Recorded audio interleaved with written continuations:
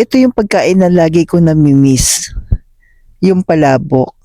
Lalo na kapag namamalengke noon nung naka-high carb pa ako. Kaya gumawa ako ng low carb palabok, konjac noodles, palabok, mix sauce, pork bagnet ng grindahan, giniling hipon, at yung pinaka-head po ng hipon gagamitin natin sa sauce.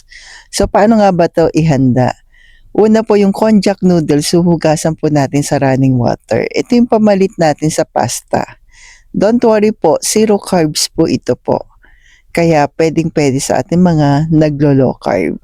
Basta hugasan lang ng 2 beses sa running water, di-drain and ida-dry naman natin sa kawali. Mga 2 to 3 minutes lang po. Minsan ito rin ginagamit ko sa spaghetti, itong konjac noodles po. Pero paminsan-minsan lang din kasi hindi naman siya essential sa low carb.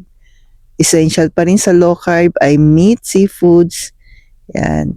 At magprito na po tayo, grindahan coconut oil, annatto seeds para may konting kulay yung ating palabok.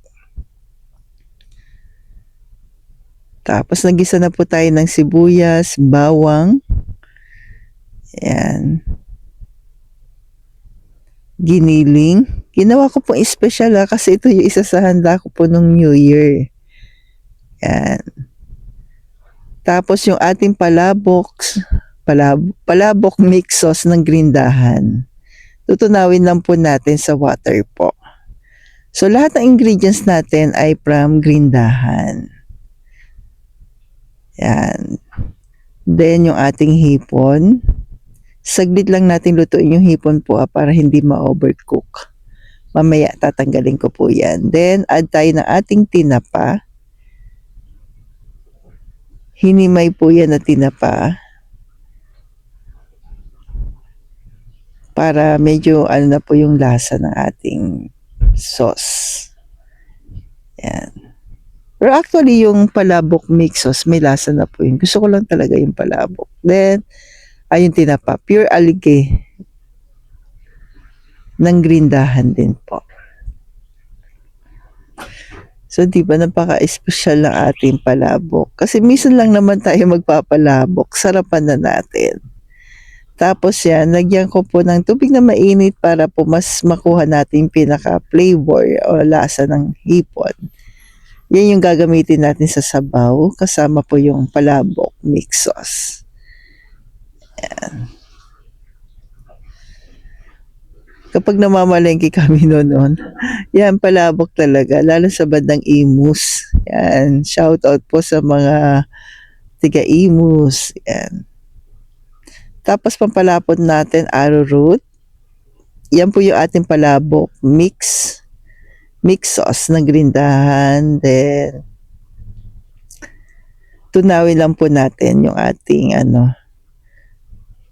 pampalapot. Konti lang po nilagay ko, mga 1/2 teaspoon. As in konti lang. Ayoko rin naman sobrang malapot yung yung tama lang. Ayan. Tikman na po natin. Kung natatabangan po kayo, add lang ng konting asin.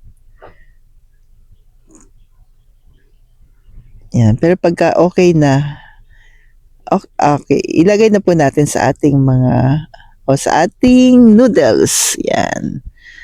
Sa konjac noodles po natin. Sa toppings, syempre hindi mawawala yung pork charon bagnet ng grindahan. Yan, lalagay din po natin. And again, paminsan-minsan lang po ito po. Ang mahalaga yung mga eggs, seafoods, meat. Yan. Chicken, yun po yung talagang kailangan essential sa atin. So, kayo na pong bahala pa magdagdag. Yung iba naglalagay ng pusit sa toppings. Masarap naman talaga. Pork charon bagnet, ako satisfied na ako dito. Tapos may hipon, may boiled egg. Ay, ang sarap. Masarap din itong pang snacks po yung pork charon bagnet ng grindahan.